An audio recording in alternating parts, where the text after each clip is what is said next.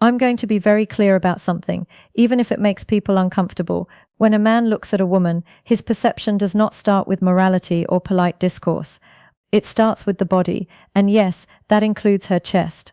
Not because of perversion, not because of immaturity, but because the male brain is biologically wired to react to very specific signals. Pretending this doesn't exist is lying to yourself. Women know this very well. What they test is not whether you look. What they test is whether you are comfortable with what you feel without justifying yourself, without apologizing, without submitting. And this is exactly where many men betray themselves. Because the moment you disconnect from your own instincts, the moment you try to sanitize desire, the moment you replace presence with politeness, you lose something essential, not respect. Attraction. Here is the uncomfortable truth. Most men try to make women desire them through logic, effort, music, and total availability. And that is precisely why it fails. They believe that if they are kind enough, attentive enough, emotionally available enough, women will eventually feel something. They believe that desire is a reward for correct behavior. It is not. Desire does not work like a contract. It does not emerge from explanation. It does not grow because you did everything right. Desire bypasses logic entirely. It goes straight to the nervous system. It is visceral, automatic, music unconscious, and it does not care how good of a man you are on paper. You can be stable, intelligent, emotionally mature, financially secure, music, and still watch a woman slowly lose interest without being able to explain why. Not because you did something wrong, but because you activated the wrong mechanisms. Most men misunderstand where attraction actually lives. They assume attraction is a decision, music, a judgment, a rational evaluation.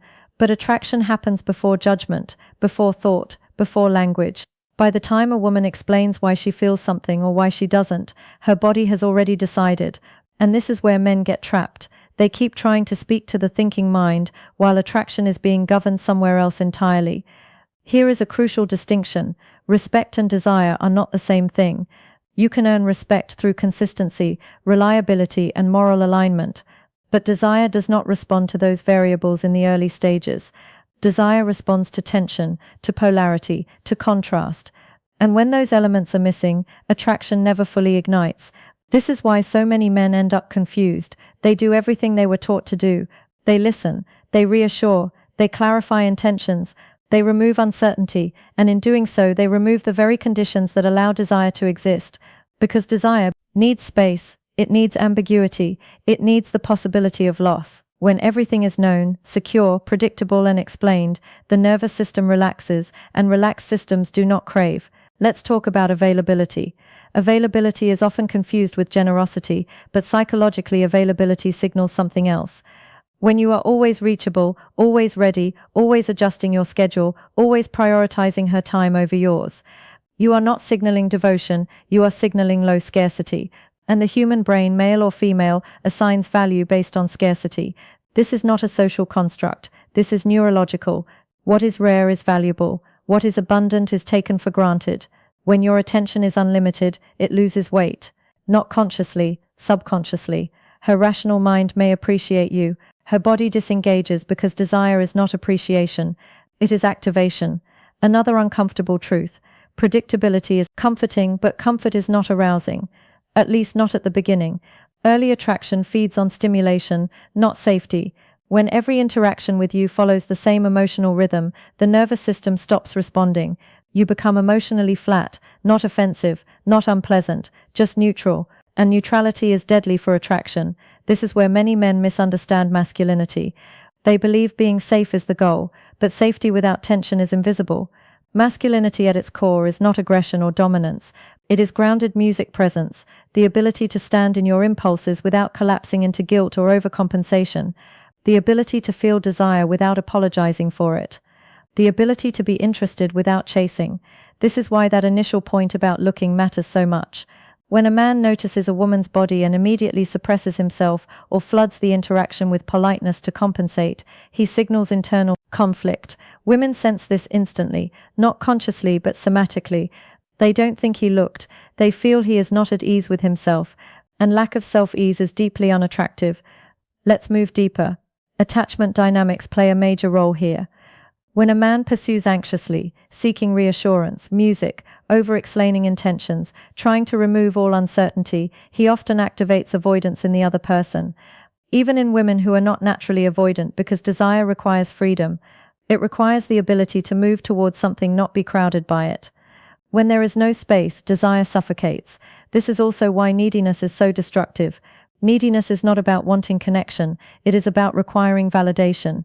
And the moment a woman feels that her presence is necessary for your emotional stability, something shuts down, not because she is cruel, but because biologically need signals weakness.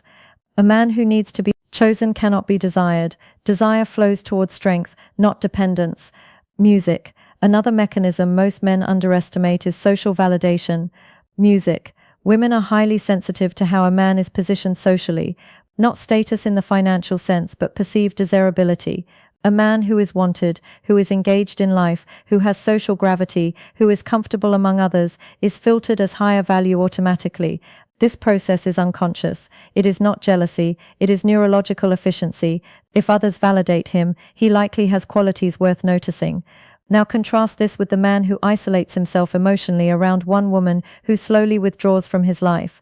His routines, his interests, his world shrinks, and her attraction shrinks with it.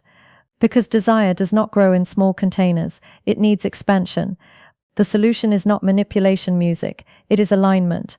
There is a massive difference between pretending to be busy and actually having a life, between delaying replies artificially and responding when you genuinely have time, between acting indifferent and being internally centered. Women detect the difference instantly.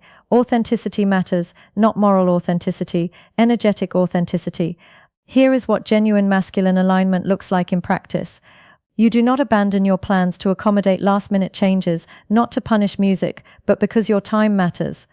You do not overex because your attention is not surplus. You express interest clearly, music without begging. I'd like to see you again, not tell me when you're free. I'll adjust. You are comfortable with pauses. Silence does not threaten you. You lead interactions rather than interviewing. You can tease lightly without fear. You can disagree without tension. Sometimes you end conversations first, not as a tactic, but because you have somewhere to go. Each of these behaviors communicates the same thing. This man is self-contained, and self-containment is magnetic. Now, let's dismantle one last illusion. Many men believe that if they just explain themselves better, attraction will appear. But attraction does not need explanation, it needs embodiment. You cannot talk your way into desire, you can only position yourself in a way that allows it to emerge. Let's summarize this clearly. Desire is not negotiated. It is triggered. It does not respond to moral effort. It responds to psychological signals, scarcity, contrast, presence, self-possession, social gravity. None of this requires manipulation. It requires honesty with yourself first. If you suppress your instincts, you leak insecurity. If you chase validation, you signal need. If you abandon your life for approval, attraction dies. The paradox is simple. The more complete your life is, the less you need desire. And the less you need it, the more likely it appears. If this resonated with you, reflect on it, not emotionally, strategically. Where have you over-explained? Where have you over-invested? Where have you replaced presence with politeness? That's where the shift begins. And that shift has nothing to do with women. It has everything to do with